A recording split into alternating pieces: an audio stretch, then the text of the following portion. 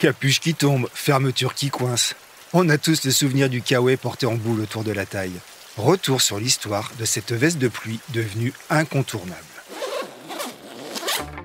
Vous écoutez C'est pas nouveau, le podcast du particulier qui retrace l'histoire d'un produit iconique de notre quotidien. C'est par un jour de pluie de 1965 que Léon-Claude Duhamel, attablé à la terrasse du Café de la Paix à Paris, remarque une femme et ses enfants habillés d'un imperméable en nylon rouge. De cette vision va germer dans la tête de ce fils de pantalonnier du Pas-de-Calais l'idée d'un blouson de pluie pratique et confortable.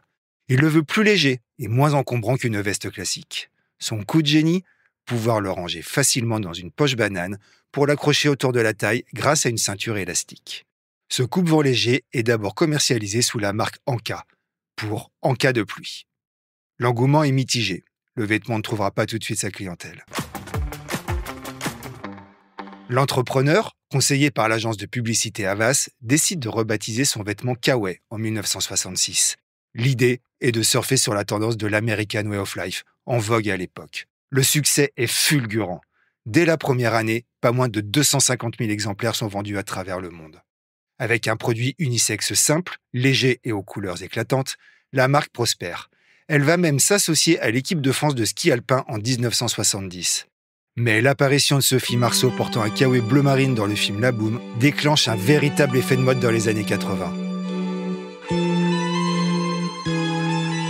À l'orée de la décennie suivante, le célèbre vêtement de pluie s'est vendu à quelques 45 millions d'exemplaires.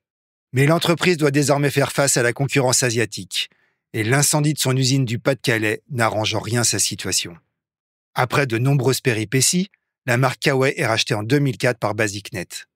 Le groupe italien relance la marque, tout en restant fidèle aux fondamentaux du produit. Logo, rayures le long de la fermeture éclair et praticité sont conservés. Il signe en parallèle des collaborations avec de grands noms de la mode ou du design, comme Marc Jacob et Philippe Starck. La griffe, devenue mythique, s'invite même à la Fashion Week de Milan en janvier 2021. Vêtement populaire dans les années 80, vendu quelques dizaines de francs, il est aujourd'hui devenu un incontournable de la mode. Merci d'avoir écouté C'est pas nouveau, un podcast animé par Benoît Henry, journaliste au particulier. Vous pouvez retrouver l'ensemble des épisodes sur Figaro Radio et sur toutes les plateformes d'écoute.